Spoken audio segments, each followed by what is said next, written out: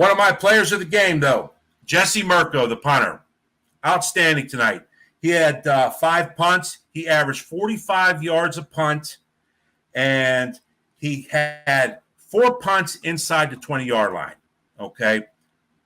Reminds you of Cam Johnson, doesn't it? Cam Johnson was absolutely fantastic at pinning people inside the 15 and 10-yard line. Well, Mirco's really worked on his craft, being able to pin, kicking that ball with the point down and doing a great job on not letting that ball roll into the end zone. And again, it's special teams. Ohio State was down there great, making sure they were there to cover those punts.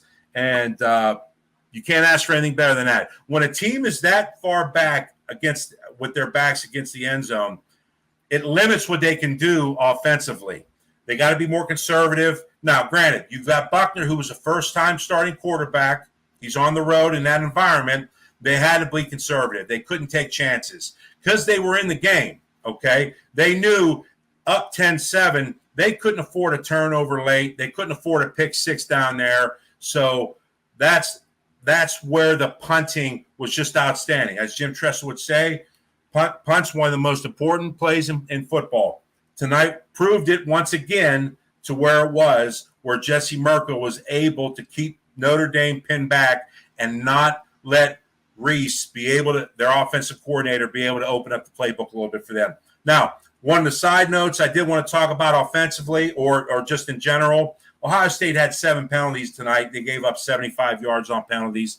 More importantly, DeJuan Jones had 3 procedure penalties. So, he's got to be better than that. I know he struggled last year in Michigan, but he's also coming in as a preseason All-American too.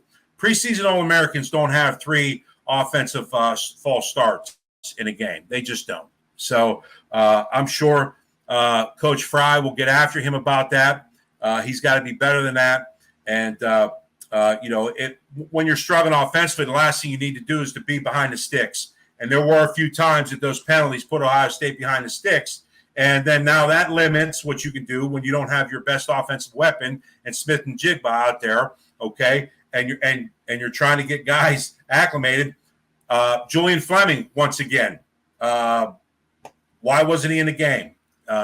It's unbelievable. I don't know what's going on with him. One of the best receivers in the country coming out of high school. He's had some really bad luck. I was really looking forward to seeing him on the field tonight, and I'm not sure if he ever got there. I mean, when you've got guys like Xavier Johnson and Jaden Ballard in there, you're really starting to get down that depth chart. Thank God Ohio State has such a great depth chart with wideouts, and you've got those guys stepping up.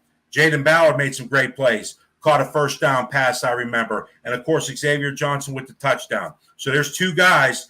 You got a freshman, you got Xavier Johnson, who's basically a journeyman that's been there for several years, and he took his opportunity and he seized it right there. And that's what you got to love about it.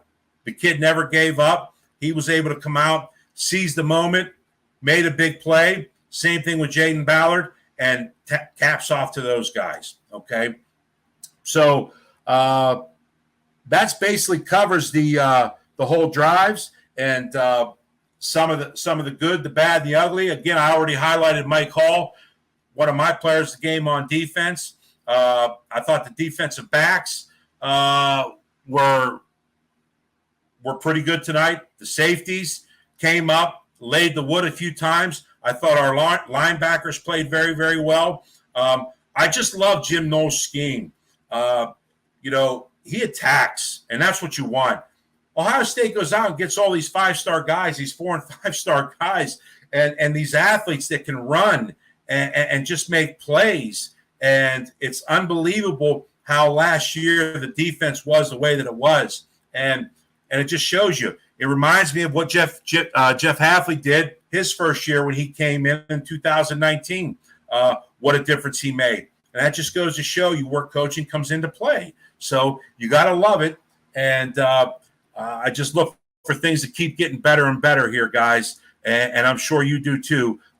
But we'll take a win right now against the top 5 team in the country.